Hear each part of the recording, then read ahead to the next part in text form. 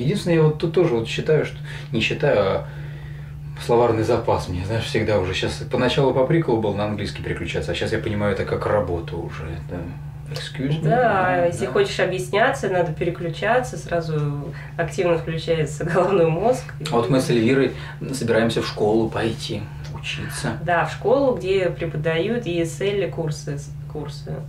English Secondary Language, да. Это преподают обычно во взрослой школе, adult school, или в местных библиотеках. Вот в библиотеке около дома я уже нашла такие курсы для наших вот детей, которым 9 и 10 лет. Они сказали, приходите каждый день по 2 часа, с вашими детишками будут заниматься.